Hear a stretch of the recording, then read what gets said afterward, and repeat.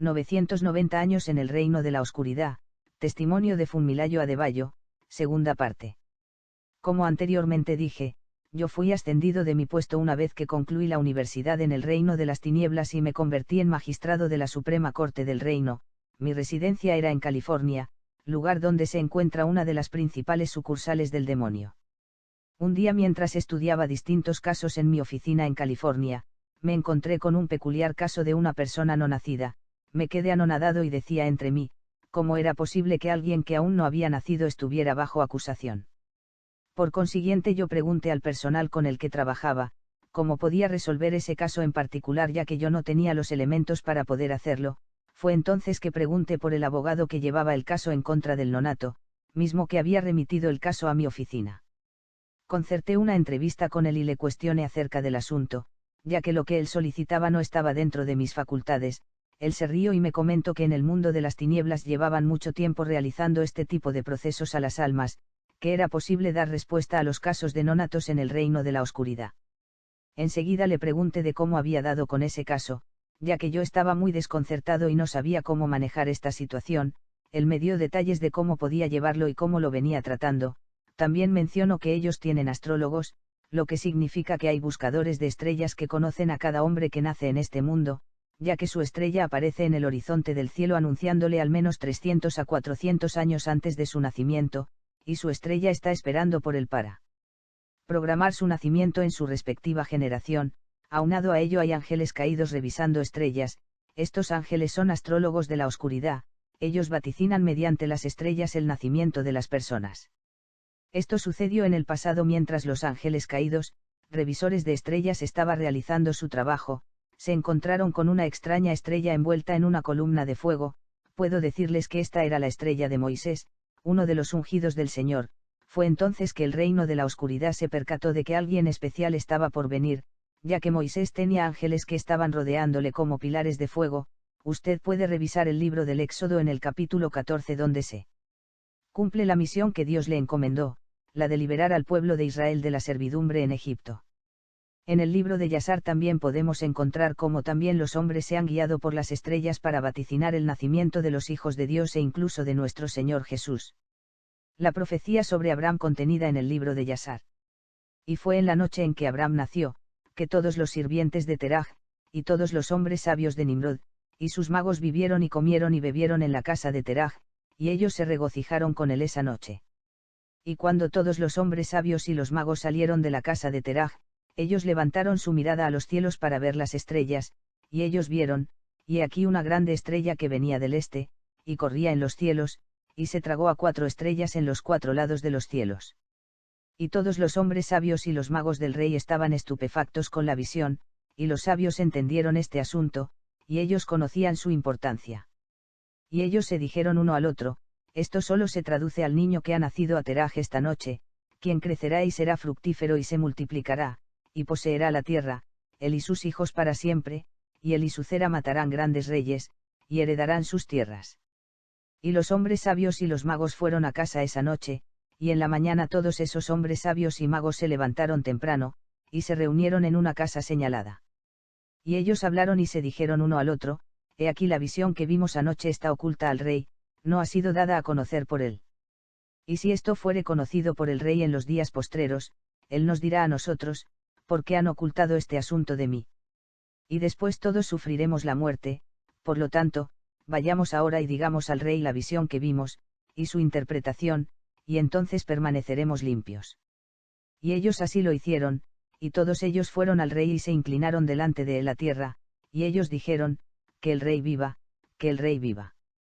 Y nosotros oímos que un hijo fue nacido a Teraj el hijo de Nahor, el príncipe de tu ejército, y ayer por la noche nosotros fuimos a su casa, comimos y bebimos y nos regocijamos con él esa noche.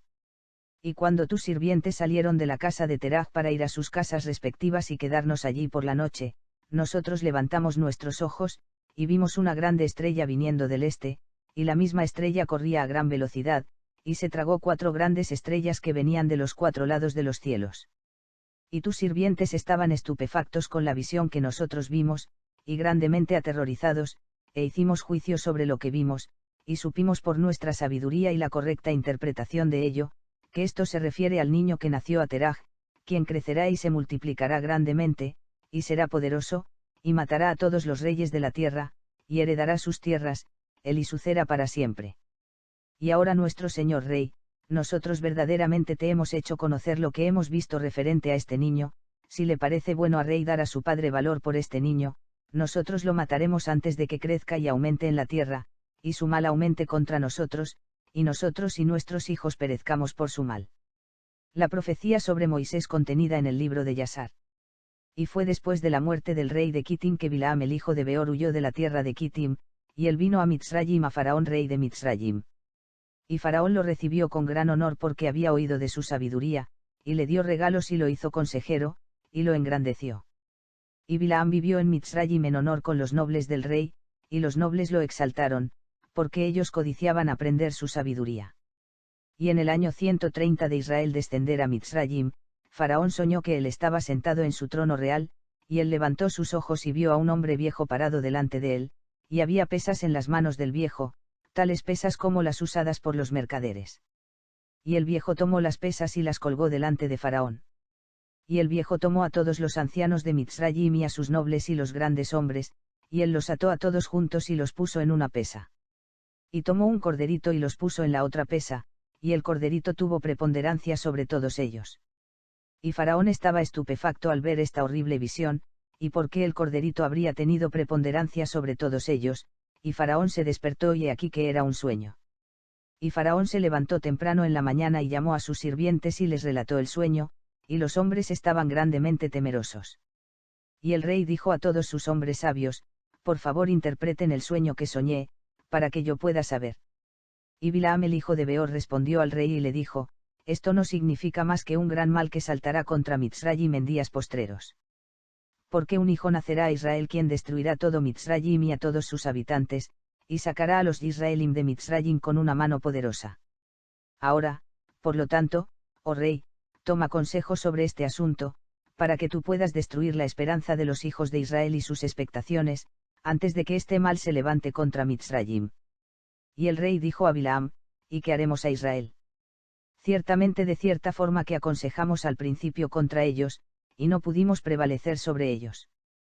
Y al tercer año del nacimiento de Mosé, Faraón estaba sentado en un banquete, cuando Alparanit la reina estaba sentada a su derecha y Batia a su izquierda, y el niño Mosé estaba en sus regazos, y Bilaam el hijo de Beor con sus dos hijos, y todos los príncipes del reino estaban sentados a la mesa en la presencia del rey.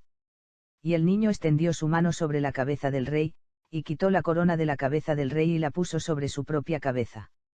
Y cuando el rey y los príncipes vieron la obra que el niño había hecho, el rey y los príncipes estaban aterrorizados, y un hombre expresó estupefacción a su vecino. Y el rey dijo a los príncipes que estaban delante de él en la mesa, ¿qué hablan ustedes, y qué dicen ustedes, o ustedes príncipes, en este asunto, y cuál será el juicio contra el niño a causa de este acto?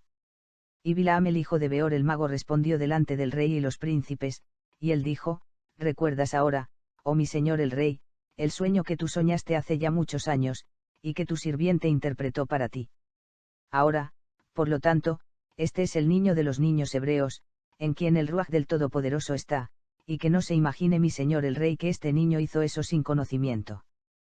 Porque él es un niño hebreo y entendimiento y sabiduría están con él, aunque aún sea un niño, y con sabiduría él ha hecho esto y ha escogido para él mismo el reino de Mitzrayim. El vaticinio del nacimiento del Mesías Jesús el Cristo, Evangelio según el apóstol Mateo capítulo 2. La visita de los magos. Cuando Jesús nació en Belén de Judea en días del rey Herodes, vinieron del oriente a Jerusalén unos magos, diciendo, ¿dónde está el rey de los judíos, que ha nacido? Porque su estrella hemos visto en el oriente, y venimos a adorarle. Oyendo esto, el rey Herodes se turbó, y toda Jerusalén con él.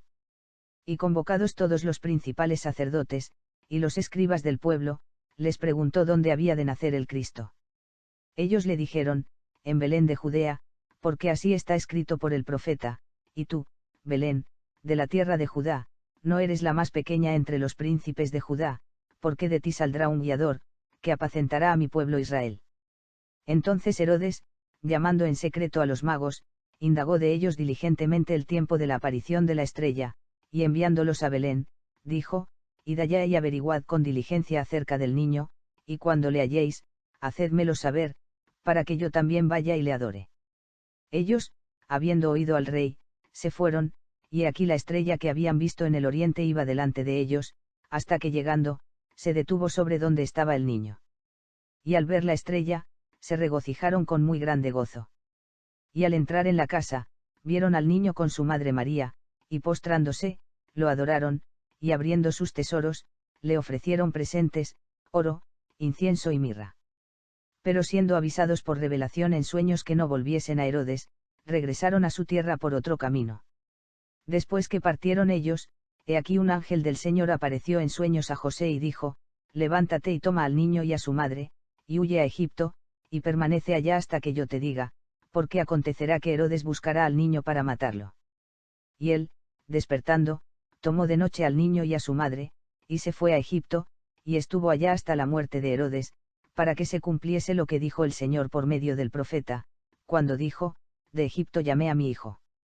Herodes entonces, cuando se vio burlado por los magos, se enojó mucho, y mandó matar a todos los niños menores de 2 años que había en Belén y en todos sus alrededores, conforme al tiempo que había inquirido de los magos. Siguiendo con la historia, comentaba que la aparición de su estrella fue la razón por la que libraron una guerra contra Moisés desde su nacimiento, como lo harían con Jesús. Cuando ellos tienen conocimiento de que este tipo de estrellas han aparecido, ellos las marcan y planifican estrategias en contra de su vida. Esta era la razón por la cual ellos trajeron el caso a mí, no porque la persona aún no nacida fuese un pecador o porque hubiera cometido alguna falta, ellos me buscaron con el único propósito de reprogramar la vida del nonato. Ellos me turnaron el caso, ya que tenía la autoridad y jurisdicción sobre esta estrella o persona no nacida, la cual estaba por arribar la tierra. Aún así yo seguía preguntando cómo podía yo llevar y resolver este caso, cómo podía ver a la persona que se supone debía juzgar. El abogado me contestó que ello era sencillo, ya que ellos tenían el permiso para preguntar sobre ello en el cielo, además que el alma del nonato podía concurrir a la corte. No obstante, yo pensé, esto debe ser una broma. Por ello solo me limité a darle una fecha para la emisión del acuerdo de admisión del caso, pero en realidad yo no tenía idea de cómo hacerle para resolverlo.